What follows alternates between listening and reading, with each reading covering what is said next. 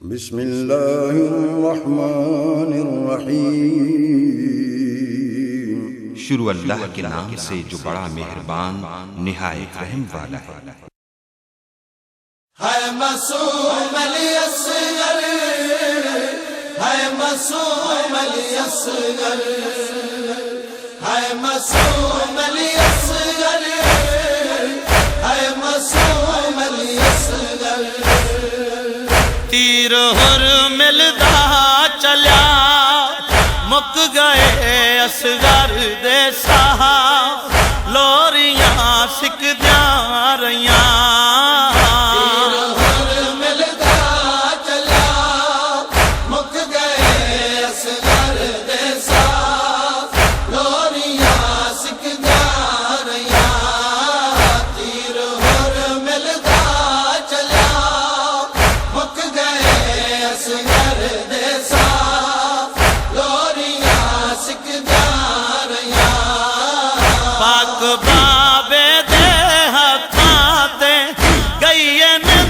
معصوم کواں لوریاں سکدیاں رہیاں۔ تیر ہر ملدا چلیا مک گئے اصغر دے ساہ، لوریاں سکدیاں رہیاں۔ آدھا پیاں دکھا پتار کو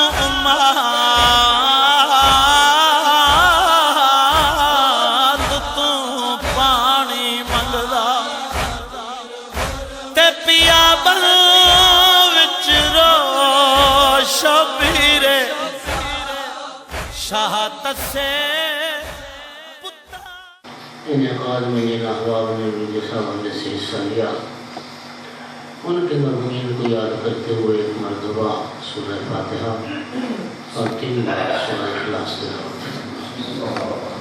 اعوذ باللہ من الشیطان الرجیم، بسم اللہ الرحمن الرحیم، الحمد للہ رب العالمین الرحمن الرحیم مالک یوم الدین، ایاک نعبد و ایاک نستعین، اهدنا الصراط المستقیم، صراط الذین انعمت علیہم غیر المغضوب علیہم ولا الضالین۔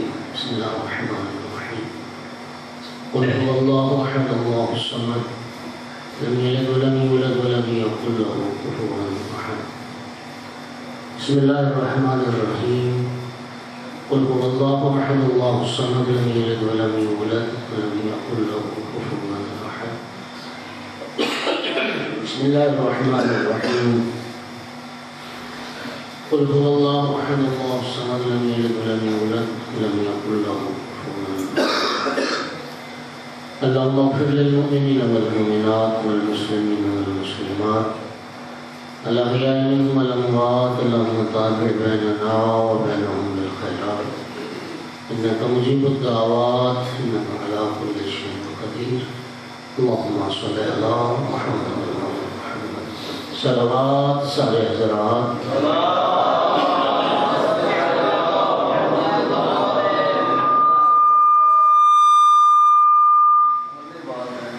ایک تو اجتماع سے تھوڑا اگر قریب آ جائیں تو میں یہ ٹیبل ہٹوا دیتا ہوں تاکہ آپ میں میرے میں فاصلہ نہ رہے، سارے حضرات قریب آ جائیں۔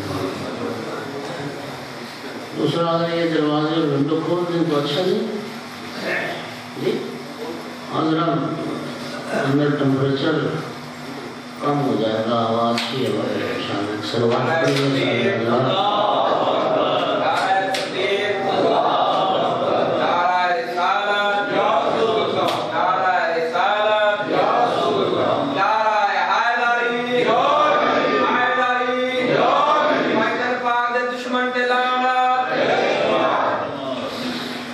اعوذ باللہ من الشیطان الرجیم، بسم اللہ الرحمن الرحیم، الحمد للہ رب العالمین والعاقبۃ للمتقین والجنۃ للمؤمنین والنار للمنافقین۔ الحمد للہ الذی جعلنا من المتمسکین بولایت علی ابن ابی طالب و اولاده المعصومین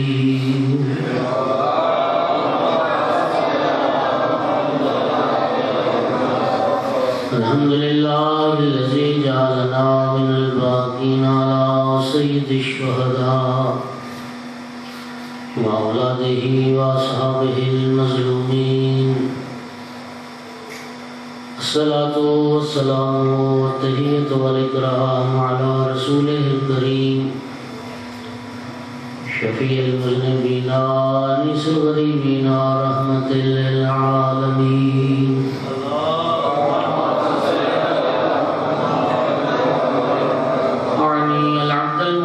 الرسول المسدد المحمود الأحمد المصطفى الأمجد والقاسم محمد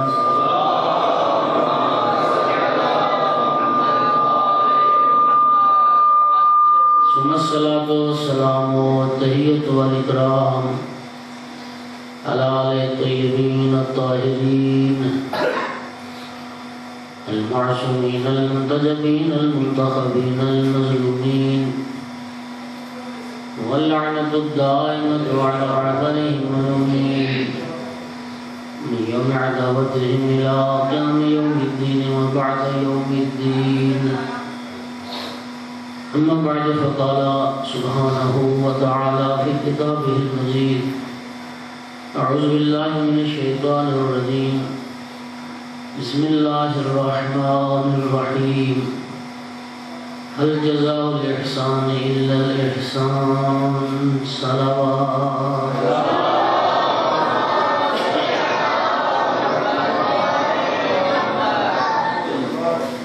سامعین گرامی قدر حاضرین مجلس والیان حضر قرار رضاداران امام حسین علیہ السلام قرآن مجید فرقان حمید کی ایک معروف آیت مجیدہ ہے جو میں نے تلاوت کی ہے۔ یہ آیت مجیدہ ایک اصول ہے جو اللہ رب العزت نے بیان فرمایا ہے اور ارشاد فرماتا ہے حل جزاء الاحسان الا الاحسان، بتاؤ کہ کیا احسان اور نیکی کا بدلہ احسان اور نیکی کے علاوہ ہو سکتا ہے؟ یہ آیت خود سوال ہے اور خود سوال کا جواب ہے۔ یقیناً بھلائی کا بدلہ نیکی کا بدلہ نیکی کے ساتھ ہی دیا جا سکتا ہے، احسان کی جزا احسان ہو سکتی ہے، بھلائی کی جزا بھلائی ہو سکتی ہے، نیکی کی جزا برائی یا بدی جیسے قرآن مجید میں یہ لفظ حل اور مقام پہ بھی استعمال ہوا ہے۔ ایک مقام پہ فرماتا ہے حل یستوی الذین یعلمون والذین لا یعلمون، بتاؤ کہ عالم اور جاہل برابر ہوتے ہیں؟ تو کیا جواب ہے؟ علم رکھنے والے اور علم نہ رکھنے والے کبھی برابر نہیں۔ ایک مقام پر فرماتا ہے یستوی الظلمات والنور، بتاؤ کیا تاریکی اور اندھیرا اجالا یہ دو چیزیں، ظلمات تاریکیاں، نور روشنی اجالا، کیا یہ برابر ہو؟ لہذا خالق نے یہ اصول بیان کیا کہ احسان اور نیکی کا بدلہ صرف نیکی سے دیا جائے گا۔ امام جعفر صادق علیہ السلام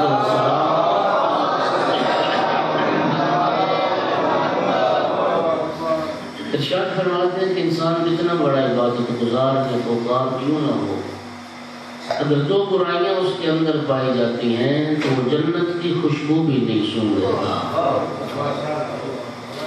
وہ دو برائیاں کون سی ہیں؟ ایک احسان فراموشی، محسن کو بھلا دینا، محسن کے احسان کو بھلا دینا، اور دوسری احسان کر کے احسان جتلانا۔ میرا ساتھ دیجیے تھوڑا سا۔ احسان فراموش بھی جنت کی خوشبو نہیں سونگے گا، احسان جتلانے والا بھی توجہ چاہ خالق قرآن میں ارشاد فرماتا لا تبطلوا صدقاتکم بالمن والأضواء، اپنے صدقات و خیرات کو باطل نہ کرو احسان بتلا کے، اذیت کر۔ میں امام علیہ السلام کے اس فرمان کی روشنی میں اور تعلیم شریعت کی روشنی میں یوں سمجھتا ہوں، میں جملے کو غور کروں، میں یوں سمجھتا ہوں کہ شریعت ہم سے یہ تقاضا کرتی ہے کہ تم کسی کے ساتھ نیکی کرو تو ہمیشہ ہمیشہ کے لیے بھلا دو، کوئی تمہارے ساتھ نیکی کرے تو اسے ہمیشہ ہمیشہ کے لیے یاد رکھو۔ تم اپنے احسانات نیکیاں انہیں یاد میں رکھو، بھلا دو، لیکن لوگوں کے احسانات کو ہر باضمیر انسان محسن فراموش نہیں ہے۔ ایسا ہے یہ جس کا ضمیر زندہ ہو، جو غیور انسان ہوتا ہے، غیرت مند انسان ہوتا ہے، وہ احسان فراموش نہیں ہوتا، وہ محسن فراموش۔ آپ کسی کو ایک وقت کا کھانا کھلا دیں، آپ کو کسی شخص کو ایک وقت کی چائے پلا دیں، اگر واقعا وہ باضمیر انسان ہے، کسی کی تھوڑے سے پیسوں سے کسی مشکل میں مدد کر دیں، اگر وہ باضمیر انسان ہے، جہاں بھی سامنا ہوگا کم از کم سلام ضرور کریں، ہے یا نہیں؟ اچھے لفظوں سے تذکرہ ضرور کریں۔ میرے دوستو، دنیا کے چھوٹے چھوٹے احسانات کو یاد رکھتے ہو، آؤ ذرا آج غور کریں، آج اس عشرہ محرم کی تیسری مجلس میں آئیں ذرا غور کریں کہ آج تو مومن اور مسلمان ہونے پہ جو تناز کرتا ہے، اپنے ایمان اور اسلام پہ جو فخر کرتا ہے، یہ کن محسنوں کے احسان کا نتیجہ ہے؟ یہ کن ہستیوں کا احسان ہے کہ آج تو صاحب ایمان ہے؟ یہ کن ہستیوں کا احسان ہے کہ آج تو قرآن، اذان، نماز، روزے پہ تو فخر کرتا ہے؟ میرے دوستو، سید الانبیاء نے جزیرۃ العرب میں صفر سے دین کا کام شروع کیا تھا۔ سرکار سے پہلے تو ہر طرف گمراہی تھی، جہالت تھی، ضلالت تھی، مکہ کا معاشرہ گناہوں میں ڈوبا ہوا معاشرہ تھا۔ وہ عرب کے جو لوگ تھے انتہائی فاسق و فاجر قسم کے، گھٹیا کمینے قسم کے لوگ۔ سید الانبیاء نے صفر سے کام دین کا شروع کیا اور سرکار دو عالم نے 23 سالوں میں دین اسلام کو معراج تک پہنچایا۔ صفر سے کام شروع کر کے اسلام کو معراج تک پہنچانے میں اور پھر معراج سے لے کر قیامت تک کے لیے دین اسلام کو محفوظ بنانے میں جہاں بہت ساری شخصیات کا کردار ہے، وہاں پہ اہم ترین کردار 6 شخصیات کا ہے جنہوں نے اللہ کے دین کی نصرت کی ہے اور سید الانبیاء کی مدد کی ہے۔ ان 6 ہستیوں میں 3 مرد ہیں، 3 مستورات۔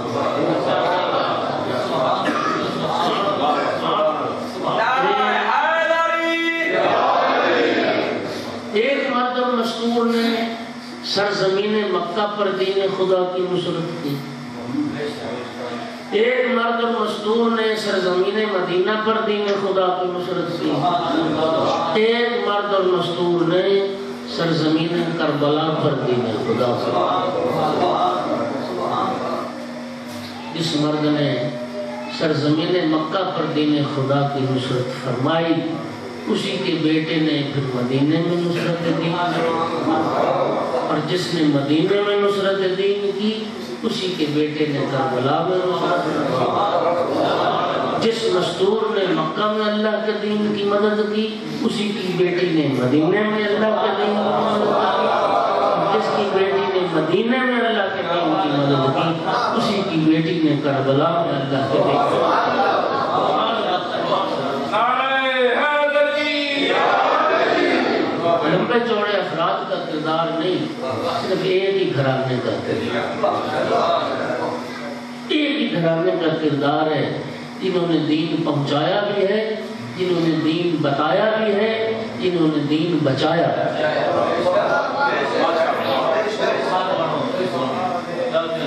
وہ مرد اس نے سرزمین مکہ پر اللہ کے دین کی نصرت فرمائی. محسن اسلام ابو الائمہ حضرت عمران ابو طالب علیہ السلام.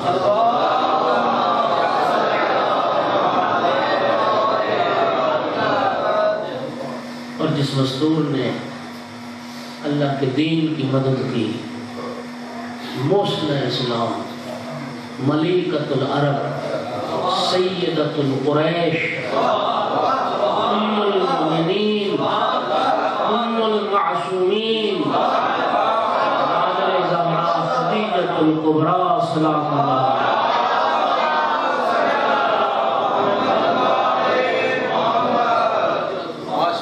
اللہ کو رضا خیر عطا فرمائے. ام المؤمنین کا شرف تو بہت ساری بیویوں کو ملا، لیکن ام المعصومین کا شرف صرف خدیجۃ الکبریٰ. کسی شاعر نے کیا خوبصورت دو مصرے کہے تھے کہ تجسیم رسالت میں بس دو ہی تو چیز ہے. تجسیم رسالت، یہ جو رسالت مجسم ہوئی، تجسیم رسالت میں بس دو ہی تو چیزیں ہیں، ایک مال خدیجہ کا، ایک خون ابو طالب.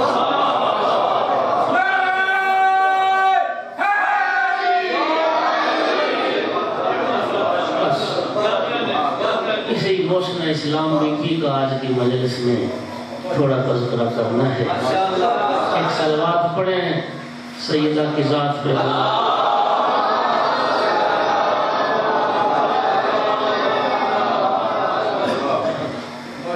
اس شرک اور کفر کے زمانے میں کہ جس زمانے میں بچیاں زندہ دفن کر دی جاتی تھی، جس زمانے میں ایک باپ پسند نہیں کرتا تھا کہ میری بیٹی میرے ساتھ دسترخوان پہ بیٹھ کے کھانا کھائے، جس ماحول اور معاشرے میں جو معاشرہ عورت کی نہ وراثت کا قائل تھا نہ عورت کی ملکیت کا قائل تھا، جس معاشرے میں عورت اتنی مظلوم و مقہور تھی کہ جانوروں جیسا سلوک روا رکھا جاتا تھا، اس زمانے میں بھی جناب خدیجۃ الکبریٰ کا گھر اور محل ستم دیدہ مظلوم عورتوں کے لیے ملجا اور ماوا اور جائے پناہ کی حیثیت رکھتا.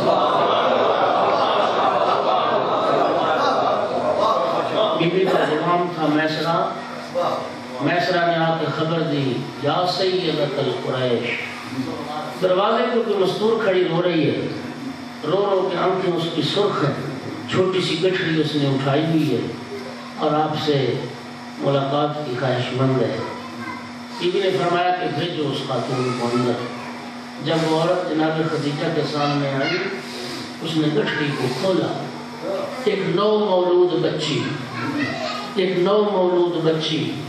کہنے لگی، میں نے جنم دیا اس بچی کو، یہ میری بیٹی ہے. میرا شوہر اسے زندہ دفن کرنا چاہتا تھا، میرا شوہر اس کو قتل کرنا چاہتا تھا. میں اپنے شوہر سے چھپا کے چرا کے اپنی بیٹی کو لائی ہوں اللہ کے لیے اپنے گھر میں میری بچی کی تربیت کر. جس زمانے میں بیٹیوں سے زندگی کا حق چھینا جاتا تھا، تاریخ کہتی ہے کتنی ایسی مظلوم بچیاں تھیں جو جناب خدیجہ کے گھر میں پروان چڑھ رہی. بچیاں تھیں جناب خدیجۃ الکبریٰ کے گھر میں پروان چڑھ رہی تھی، تربیت پا رہی تھی. اس کفر و شرک و بت پرستی کے زمانے میں بھی جناب خدیجۃ الکبریٰ نے بت پرستی نہیں. بلکہ بی بی سوچا کرتی تھی یہ کیسے لوگ ہیں کہ اپنے ہاتھوں سے خدا بنا لیتے، انہیں کے سامنے سجدہ ریز ہوتے. اور دوستو مالدار ترین بی بی تھی، جزیرۃ العرب کی.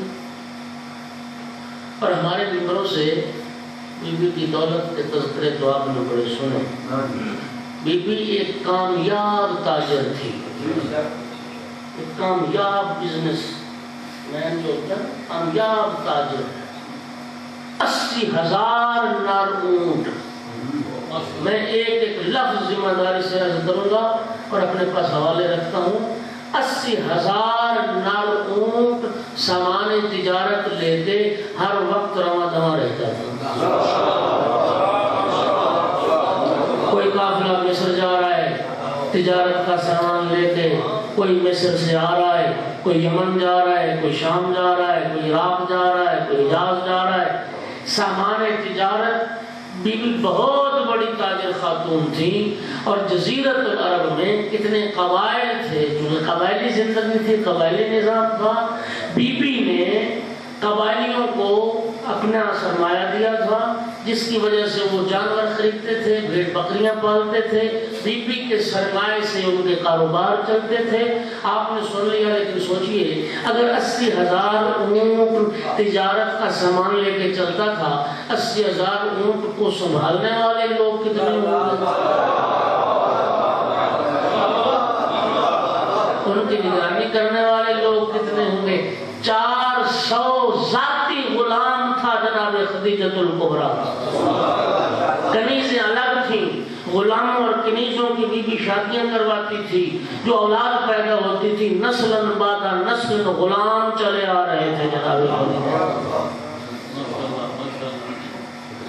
کامیاب تاجر تھی، دنیا کی تجارت کی، قدردان بیٹھے جملہ کہنے لگا، دنیا کی تجارت کی تو کامیاب تجارت کی، اور پھر جب اللہ سے تجارت کی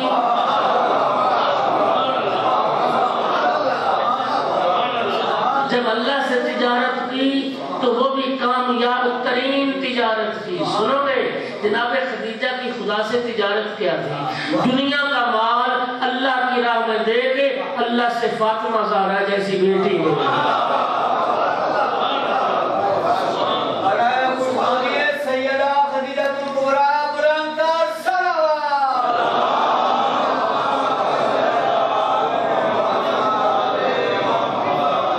دنیا کے مال کی حیثیت ہی کیا تھی؟ مال دنیا کی حیثیت ہی کیا تھی؟ مال دنیا راہ خدا میں خرچ کر کے فاطمہ زہرا کی ماں ہونے کا شرف پا لیا۔ اللہ نے پھر خالق نے بھی کمی نہیں چھوڑی، بیٹی وہ دی تو سیدۃ النساء العالمین، بیٹی وہ دی جو ماں کی بھی سردار تھی، بیٹی وہ دی جو سیدۃ النساء اہل الجنت، کامیاب تجارت۔ ایک وقت میں 9 ازواج زوجیت پیغمبر میں رہیں، 9 بیویاں ایک وقت میں سرکار کی زوجیت میں رہیں۔ خالق فرماتا ہے ایمان کو بھی 4 شادیاں کر سکتے ہو اگر عادل کرو، ٹھیک ہے؟ عادل ازواج کے درمیان عادل ہر حوالے سے اگر کر سکو تو کرو۔ 9 ازواج تھیں، پیغمبر محبت تقسیم تھی، پیغمبر کا وقت سب کے لیے تقسیم تھا، پیغمبر کی توجہ تقسیم تھی۔ رب کعبہ کی قسم کھا کے کہتا ہوں 25 سال مسلسل محبت پیغمبر کی بلا شرکت غیر وارث رہی ہے تو صرف خدیجۃ الکبریٰ۔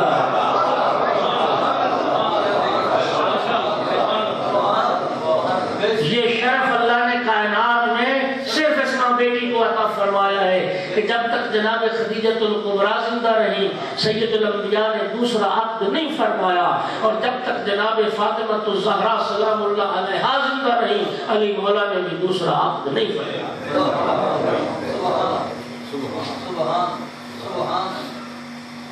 اور دوستو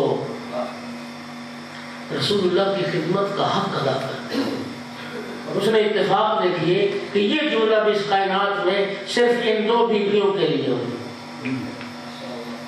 تبلیغ دین کر کے تھکے ہوئے پریشان پیغمبر جب گھر آتے تھے، روایتیں کہتی ہیں خدیجہ کا چہرہ دیکھتے تھے، خدیجہ کی زیارت کرتے تھے، پیغمبر کے غم غلط ہو جاتے۔ رنج و غم بھول جاتے تھے، رنج و غم بھول جاتے تھے۔ پیغمبر کی پریشانی ختم ہو جاتی تھی جب خدیجہ کی زیارت۔ ام المومنین عائشہ کہتی ہیں، تجرید البخاری شرح صحیح بخاری میں یہ روایت موجود ہے، یہ بھی کہتی ہے ماغفر تو، اور سنیے یہ حدیث سنانے سے پہلے، روایت پڑھنے سے پہلے، رحلت جناب خدیجۃ الکبریٰ کے بعد جب تک پیغمبر گرامی اسلام زندہ رہے، کوئی ایک دن ایسا نہیں گزرا جس دن پیغمبر نے خدیجہ کو یاد نہ کیا، یاد نہ کیا ہو۔ ایک دن ایسا نہیں گزرا پیغمبر نے جناب خدیجۃ الکبریٰ کو یاد نہ کیا ہو۔ ام المومنین کہتی ہیں، ایک دن میں نے کہہ دیا یا رسول اللہ ما غرت، بی بی کہتی ہے ما غرت علی احد من نساء النبی ما غرت علی خدیجہ، بی بی کہتی مجھے تو پیغمبر کی کسی زندہ بیوی سے بھی اتنا حسد نہیں ہوا جتنا پیغمبر کی مردہ بیوی خدیجہ سے حسد ہوا۔ اور میں نے ایک بار کہہ دیا یا رسول اللہ کیا ہو گیا آپ کو، آپ ہر وقت قریش کی اس بڑھیا کا ذکر کرتے رہتے ہیں، وقد ابدلک اللہ منہا خیرا، جبکہ اللہ نے خدیجہ سے بہتر بیوی آپ کو عطا کی۔ رحمت دو عالم کے چہرے پہ غضب کے آثار پیدا ہو گئے اور فرمایا خدا کی قسم ما ابدل اللہ منہا خیرا، خدیجہ سے بہتر عورت میری زندگی میں نہیں آتی۔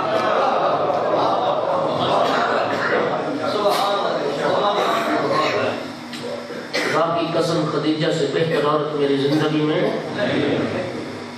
آمنت بہن کفر بالناس، خدیجہ اس وقت ایمان لائی تھی مجھ پہ جب لوگ کفر کر رہے تھے۔ صدقتنی حین کذبنی الناس، خدیجہ نے اس وقت میری رسالت کی تصدیق کی جب لوگ تکذیب کر رہے تھے۔ اشرکتنی فی مالہا واغاثتنی بمالہا، اپنی ساری دولت میرے قدموں میں ڈال دی تھی جب لوگ مجھے ایک ایک پیسے سے محروم کر رہے تھے۔ اور فرمایا عائشہ سن، خدیجہ سے بہتر عورت میری زندگی میں اس لیے بھی نہیں آئی، اللہ نے قیامت تک کے لیے میری نسل چلائی ہے تو خدیجہ کے بطن سے۔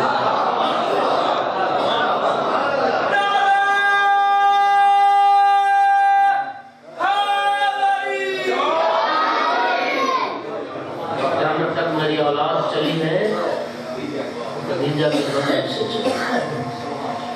اور سنیے شیعہ سنی بھائیوں، سنیے یہ تو تاریخ کا ستم ہے مادر زہرا کے ساتھ، یہ تو مورخین نے ظلم کیا،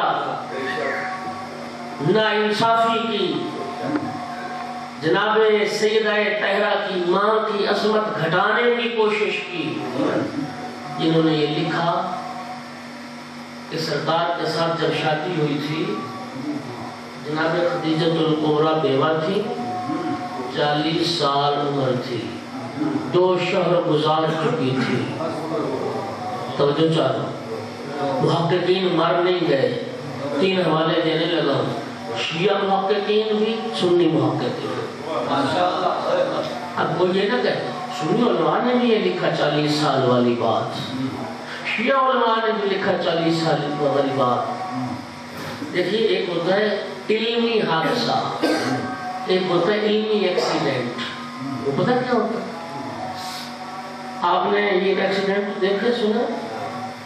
خدا نہ کرے موٹر وے میں کسی گاڑی کو کوئی حادثہ پیش آ جائے تو پھر ایک گاڑی نہیں، گاڑی سے گاڑی ٹکراتی چلی جائے، ایسے ہوتا ہے۔ سپیڈ میں گاڑیاں جا رہی ہوتی ہیں، سنبھلنے کا موقع ہی نہیں ہوتا، پتہ نہیں کتنی گاڑیاں ٹکرا جاتی ہیں۔ علمی حادثہ کیا ہے؟ کسی ایک نے کسی غرض و مرض کے تحت لکھا، کسی کی عظمت کو بڑھانے کے لیے اور کسی کی عظمت کو گھٹانے کے لیے، کہ بیوہ تھی جناب خدیجۃ الکبریٰ، 2 شوہر کر چکی تھی، 40 سال عمر تھی، کسی ایک نے لکھا۔ اب جو دوسرا اٹھا جناب خدیجہ تو کچھ لکھنا چاہتا تھا اور تو کچھ ملا نہیں، جو اس نے لکھا وہ اس نے لکھا۔ تصنیفات تو بہت کم ہیں، تحقیقات بہت کم ہیں، تالیفات زیادہ ہیں۔ 2 کتابیں سامنے رکھو، ایک تیسری بنا دو، 4 کتابیں سامنے رکھو، کچھ باتیں لے کے ایک 5ویں کتاب تم تالیف کر دو۔ یہی ہوتا چلا گیا۔ شیعہ علماء بھی وہیں سے لیتے گئے، لکھتے چلے گئے، سنی علماء بھی وہیں سے لیتے چلے گئے، لکھتے چلے گئے۔ عصر حاضر کے علماء میں سے علامہ ذیشان حیدر جوادی کا حوالہ دے جنہوں نے ثابت کیا کہ جناب خدیجۃ الکبریٰ، چھوڑے چھپے سے پہلے طبقات ابن سعد برادران کی تاریخ کی کتاب ہے، طبقات ابن سعد میں ابن سعد لکھتا ہے کہ ایک سن ایک عام الفیل سرکار دو عالم کی ولادت باسعادت ہوئی تھی۔ عام الفیل والے سال سے 3 سال پہلے جناب خدیجۃ الکبریٰ کی ولادت باسعادت ہوئی تھی۔ میرے دوستو ایک عام الفیل میں آ رہا ہے، ایک 3 سال پہلے آیا ہے، تو فاصلہ جو ہے عمر میں 3 سال کا ہوا یا 15 سال کا ہوا؟ بولیے نا، 3 سال بڑی تھی۔ طبقات ابن سعد میں لکھا کہ جناب خدیجۃ الکبریٰ کی عمر مبارک جب سرکار کے ساتھ شادی ہوئی تھی زیادہ سے زیادہ 28 سال تھی۔ اہل سنت کی کتاب کا دوسرا حوالہ ابن عماد حنبلی اپنی کتاب شذرات الذہب میں لکھتے ہیں، اقوال تو بہت سارے ہیں لیکن تحقیق کے سب سے زیادہ قریب قول یہ ہے کہ جناب خدیجہ کی عمر 28 سال تھی، بیوہ نہیں تھی، کنواری تھی جب سرکار کی زوجیت ہوئی۔ اور ہمارے علماء سے موقع مر تو نہیں گئے۔ سید نعمت اللہ جزائری نے انوار نعمانیہ میں پہلی جلد میں لکھا، جو علامہ مجلسی کے شاگرد تھے، کہ جناب خدیجۃ الکبریٰ کنواری تھی، 28 سال عمر تھی زیادہ سے زیادہ جب سرکار کی زوجیت میں تشریف لائی تھی۔ توجہ فرما رہے ہیں؟ اب اگلے جملے میں توجہ چاہتا میں اس کو عرض کرتا ہوں کہ تاریخی تحقیق اپنے مقام پر قابل قدر ہے وہ، لیکن میں تو اپنی عقیدت کی بنیاد پہ ایک جملہ کہا کرتا ہوں، اپنی عقیدت کی بنیاد پہ ایک جملہ کہا کرتا ہوں کہ جس ماں کو اللہ رب العزت عصمت کبریٰ کے گہر کے لیے صدف بنانے والا ہو، اس کو کوئی غیر معصوم چھو نہیں۔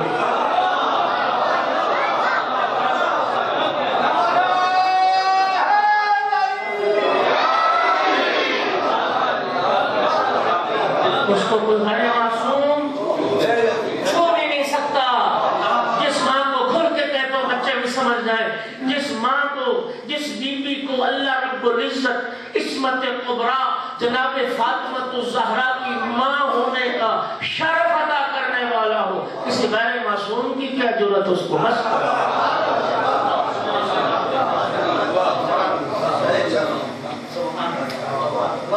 توجہ چاہتا ہوں۔ اور تحقیق یہ ہے کہ شادی ہو گئی، پہلے 5 سال تو اولاد کی کوئی نہیں ہوئی، توجہ، 5 سال کے بعد اولاد ہوئی اور پہلا بیٹا اللہ نے عطا فرمایا۔ جنت المعلا میں سرکار کے جس بیٹے کی قبر مبارک، یہ تاریخ کا ستم ہے، صرف سیدہ طہرہ کی ماں کی عظمت کو گھٹا لے۔ توجہ چاہتا ہوں، سنیے، عرب جو شست و فجور کے ماحول اور معاشرے میں کہ سورہ مبارکہ جمعہ کی ابتدائی آیات میں اس ماحول اور معاشرے کی عکاسی پروردگار عالم نے لفظوں سے فرمائی ہے، فَإِنْ قَامُوا مِنْ قَبْلُ لَفِي ضَلَالٍ مُبِينٍ، کہ سرکار کی تشریف آوری سے پہلے، بعثت پیغمبر سے پہلے کھلی گمراہی میں غرق تھا وہ معاشرے۔ توجہ، قرآن جسے ضلال مبین کہے، قرآن جسے کھلی گمراہی کہے، اتنا گمراہ ہوگا وہ معاشرہ۔ 2 جملے سنا، تھک گئے تو میں چھوڑ دیتا ہوں آپ سنیے۔ اس معاشرے میں شراب پانی کی طرح پی جاتی تھی، اس معاشرے میں سودی کاروبار ہوتے تھے، لوگوں کو پتہ ہی نہیں تھا رزق حلال کیا ہوتا ہے۔ جو معاشرہ عورت کی نہ وراثت کا قائل تھا نہ ملکیت کا قائل، جس معاشرے میں نے عرض کیا باپ نہیں چاہتا تھا بیٹی میرے ساتھ بیٹھے، جس معاشرے میں بیٹیاں زندہ دفن ہو رہی تھی، جس معاشرے میں زنا عام تھا، جس معاشرے میں عورتوں نے گھروں پہ جھنڈے لگا رکھے تھے، یہ تو آج حالات بدل گئے.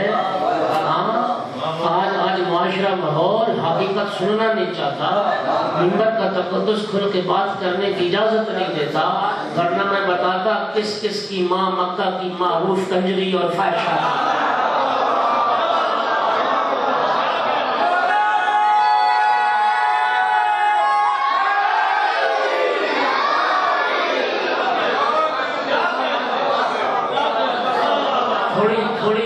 تھوڑی زحمت آپ کر لیں گے، ورق گردانی کریں گے، نام مل جائیں گے. جب آپ پہ شخص کرنے والوں پہ لعنت، ایمان ابو طالب پہ لعنت، کرنے والوں پہ ہزاروں ہاتھ. ورق گردانی کرو گے پتہ چل جائے گا کہ بعد میں وہ بڑے معتبر نام ہو گئے. کس کس کی ماں نے جھنڈے لگائے ہوئے تھے. اتنا گناہ آلود معاشرہ تھا، میں تاریخ بیان کر رہا ہوں، اتنا گناہ آلود معاشرہ تھا، پیدا ہونے والے بچے کے 10 دعوے دار باپ سامنے. پھر وہی بات کہتا ہوں، ہماری کچھ مجبوریاں ہیں. تاریخ کی ورق گردانی کرو، پتہ چلے کس کی ولادت پہ 4 سامنے آئے، کس کی ولادت پہ 10 سامنے آئے.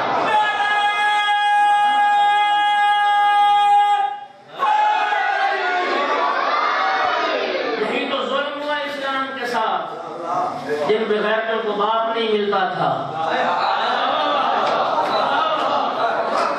کیا تھا شناس بلائے. علم کی بات قرآن مجید میں اللہ رب العزت نے جب پیغمبر کی بیویوں سے خطاب کر رہے ہیں یا جمع کے صیغے آئے ہیں،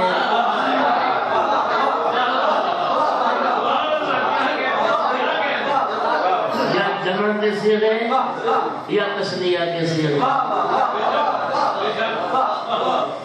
آپ کو جو ہے خیر دے، اللہ آپ کو جو ہے خیر دے.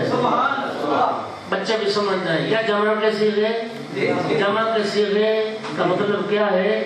جب جمع کی تعداد تھی. اور جمع کی تعداد کب بنی؟ جناب خدیجہ کی رحلت کے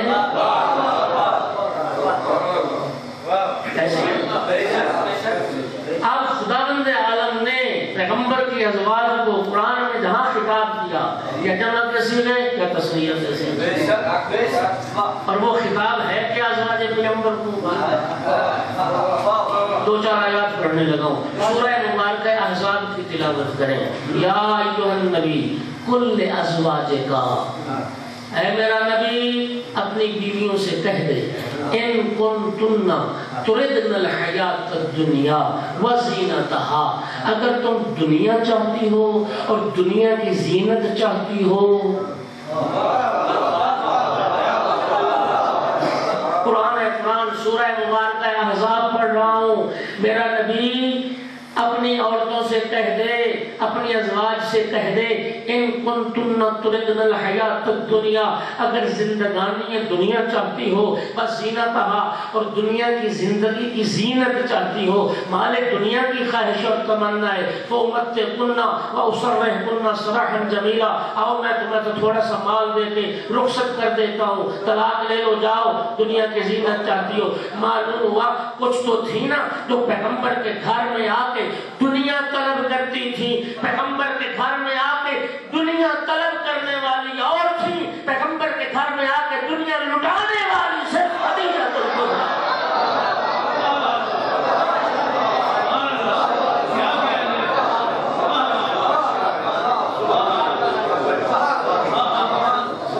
دنیا طلب کرنے والی اور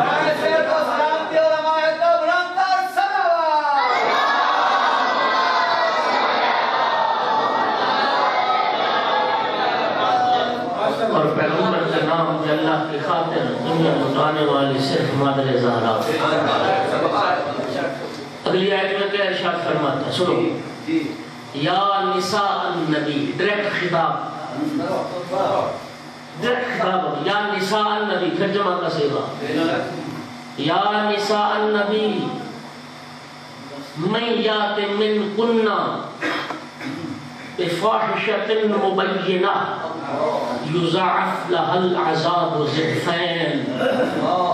اے نبی کی بیویوں، تم میں سے جس نے اعلانیہ اور مبینہ گناہ کیا، تم میں سے جس نے بھی کھلا اعلانیہ فاحشہ کی مرتکب ہوئی، تو ہوگا کیا؟ کوئی اور عورت گناہ کرے گی ایک عذاب، نبی کی بیوی گناہ کرے گی دوہرا عذاب. خبردار فاحشہ کے قریب نہ جانا.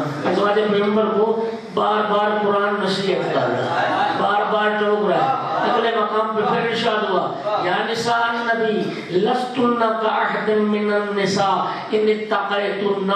اے نبی کی بیویوں، تم عام دنیا دار عورتوں کی طرح نہیں ہو اگر تم تقوی الہی اختیار کرو. فلا تخضعن بالقول فیطمع الذی فی قلبہ مرض. اور خبردار اگر کوئی دروازے پہ آ جائے تو اس سے نرم لہجے میں بات نہ کرنا، ہوس انگیز لہجے میں بات نہ کرنا. اگر تم نے میٹھی بات کی، وہ بدبخت جو آیا کھڑا ہے جس کے دل میں بیماری ہے، جس کے دل میں بیماری ہے، وہ بدگمانی پتہ نہیں کہاں تک پہنچ جائے گی. قلنا قولا معروفا، نیک بات کرنا. خدا کی قسم کھا رہا ہوں، پیغمبر کی بیویوں کو اللہ سمجھا رہا ہے بار بار، اللہ سمجھا رہا ہے بار بار. پھر فرماتا ہے وَقَرْنَ فِي بُيُوتِكُنَّ، اپنے گھروں میں ٹھہری رہنا. لا تبرجن تبرج الجاہلیت الاولی، اس جاہلیت کے زمانے والا میک اپ چھوڑ دو، جاہلیت کے زمانے والا بناؤ سدھار نہ کرنا.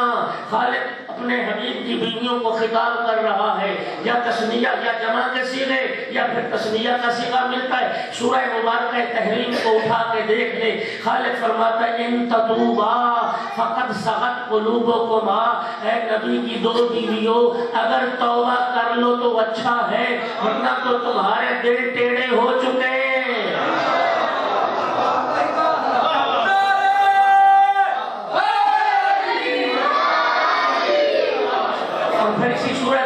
فرماتا ہے عسیٰ ربہ ان طلقکن، یاد رکھو اگر خدا چاہے، اگر میرے رسول نے تمہیں طلاق دے دی، اللہ تم سے بہتر یہ عورتیں، تم سے بہتر صاحب ایمان بیویاں میں اللہ اپنے حبیب کو عطا کروں گا.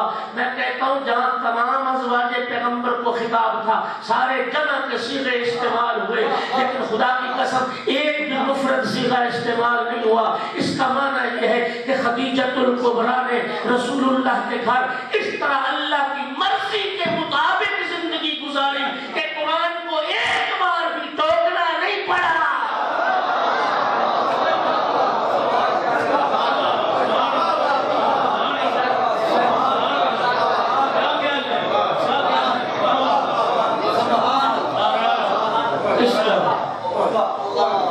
اس طرح مرضی پروردگار کے مطابق زندگی گزاری. قرآن کو ایک بار بھی ٹوکنا نہیں پڑا، ایک بار بھی ٹوکنا نہیں پڑا. اور سنیے جو حضرات مشرف ہوئے، جناب خدیجۃ الکبریٰ کا احسان اور قربانی، جو حضرات حج میں مشرف ہوئے، غار حرا کی زیارت کے لیے بھی دنیا جاتی ہے. آج 1400 سال کے بعد بڑی حالت بہتر ہو گئی ہے. اس پہاڑی کی سیڑھیاں بنا دی گئی ہیں اور جانا بڑا آسان ہے، لیکن وہ آسان یہ ہے کہ 1.5 گھنٹہ لگ جاتا ہے ابھی. اس پہاڑی پہ چڑھتے اور غار حرا تک. سید الانبیاء بعثت سے پہلے، اعلان رسالت سے پہلے بھی غار حرا میں اللہ کی عبادت کے لیے جایا کرتے تھے. شیعہ سنی علماء نے لکھا کہ سرکار جن ایام میں اور ہر سال سرکار غار حرا میں عبادت کے لیے جاتے تھے، خدیجۃ الکبریٰ تھی جو سرکار کے لیے کھانا لے کے جایا. میری مائیں بہنیں بیٹیوں کی سن رہی میرا جملہ، جناب خدیجۃ الکبریٰ کا دنیا کی بیویوں کے لیے درس یہی ہے. ایک بہترین زوجہ وہی ہو سکتی ہے جو اللہ کی عبادت و اطاعت میں شوہر کی خدمتگار بن جائے اور شوہر کی مددگار بن جائے.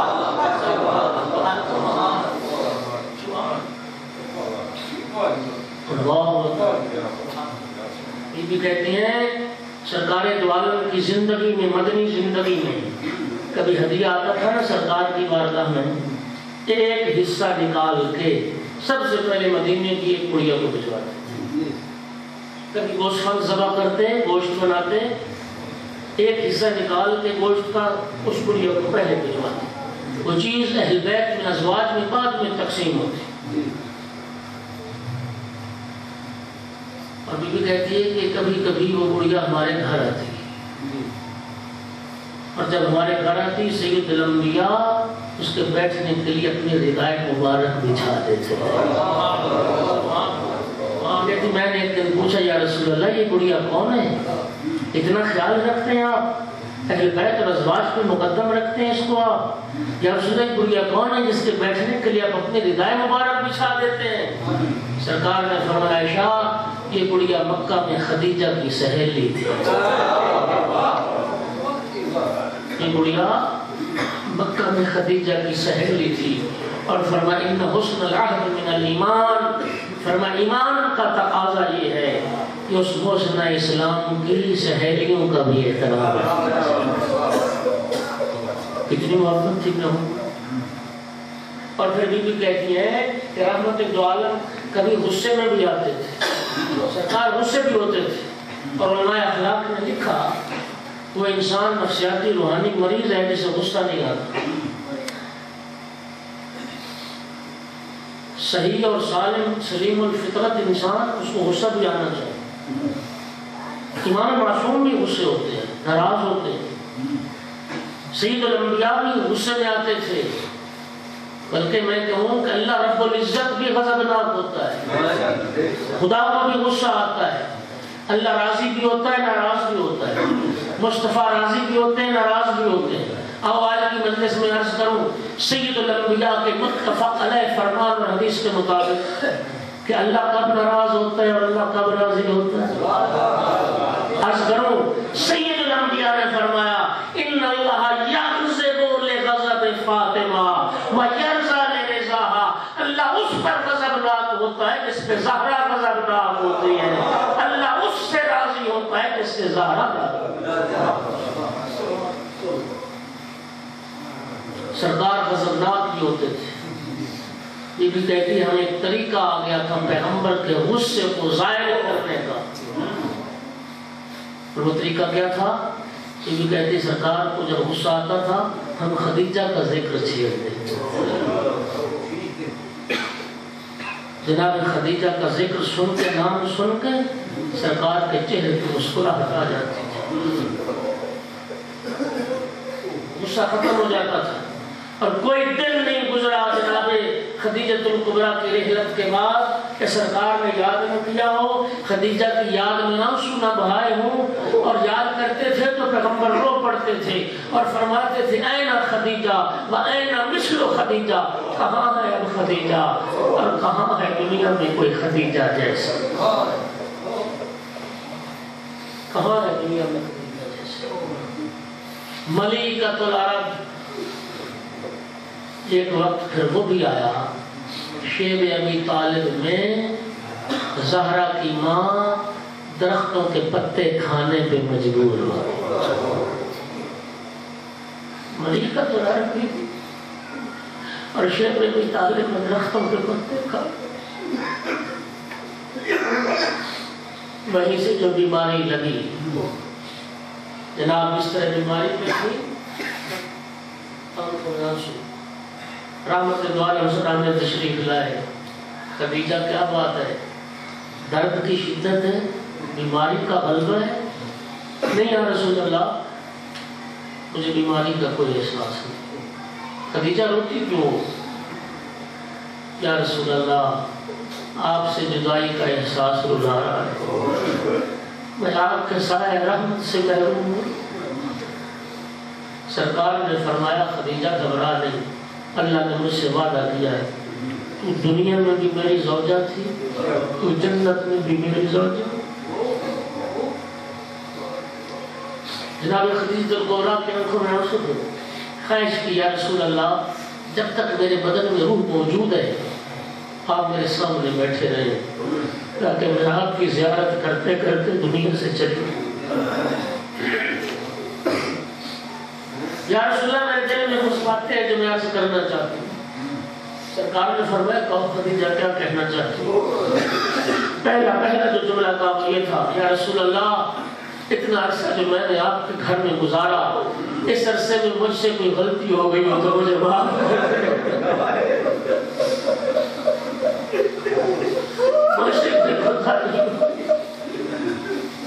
سرکار کی آنکھوں میں میرا آنسو آ کے خدیجہ میں رسول تیرا ممنون احسان ہوں، تو نے اللہ کے دین کی خاطر سب کچھ قربان کیا، اللہ کا دین تیرا ممنون احسان ہے خدیجہ تو اور غلطی۔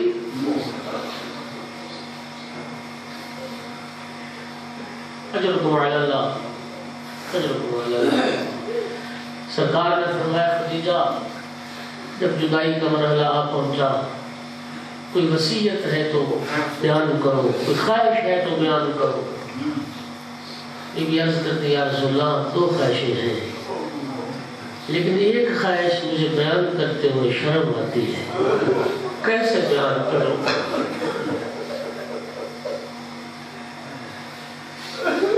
یا رسول اللہ وہ خواہش میں بیان نہیں کر سکتی، مجھے حیا آتی ہے۔ میں نے اپنی خواہش بیٹی فاطمہ کو بتائی ہے، آپ فاطمہ سے پوچھ رہے میری خواہش کیا؟ سرکار نے بیٹی فاطمہ کو بلایا، فاطمہ بیٹی کہو نا کیا خواہش ہے تمہاری ماں کی؟ جناب سیدہ طاہرہ عرض کرتی بابا جان میری ماں کی خواہش یہ ہے آپ اپنی ردائے مبارک میری ماں کو کفن کے طور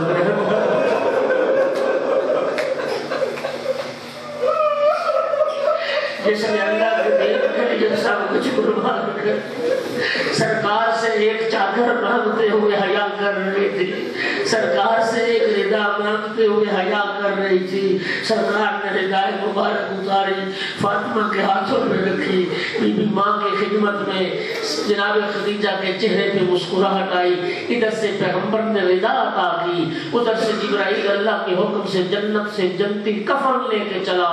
یا رسول اللہ خدا فرماتا ہے میرے دین کی خاطر خدیجہ نے سب کچھ قربان کیا ہے، خالق نے خدیجہ کے لیے جنت سے کفن بھیجا۔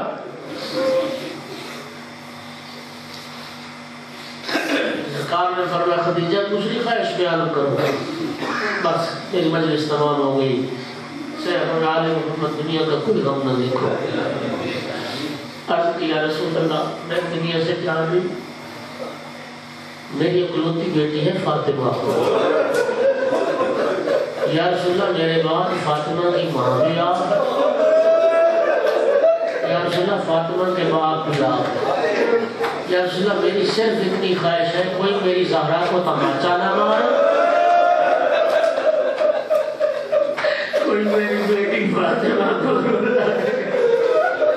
اداکاروں میں سوال کرتا ہوں ہوگی جناب خدیجہ کی خواہش پوری جب تک پیغمبر زندہ رہے، زہرا کی آنکھوں میں آنسو نہیں آنے دیے۔ اداکاروں روتے اسی لیے ہیں، کیوں تڑپ گیا مجھے جملہ سن کے، کیوں بے قرار ہو گئے؟ بخاری و مسلم کی روایتوں نے لکھا جب بطول آتی تھی پیغمبر زہرا کے ہاتھوں کو پکڑ کے بطول کے ہاتھوں پہ بوسہ دیتے تھے، روتے تو اسی لیے ہیں جن ہاتھوں کو رسول چومتے تھے مسلمانوں نے کوڑے مارے، جن ہاتھوں پہ پیغمبر بوسہ دیتے تھے مسلمانوں نے اسی ہاتھوں پہ تازیانے مارے، جس زہرا کی تعظیم کے لیے پیغمبر اٹھتے تھے۔ میں روایت کا ذمہ دار ہوں، میں لفظوں کا ذمہ دار ہوں، ازادہ تو کسی بات کا اسی رسول کی بیٹی کو تماچا مار، اتنا زور سے لگا تھا تماچا، آنکھ میں خون جمع ہو گیا، کان سے گوشوارہ گر گیا، اور بطول تڑپ کے کہتی تھی یا ابا اہٰذا یفعل بحبیبتک، باپا دیکھ تیری زہرا کے ساتھ کیا سنا۔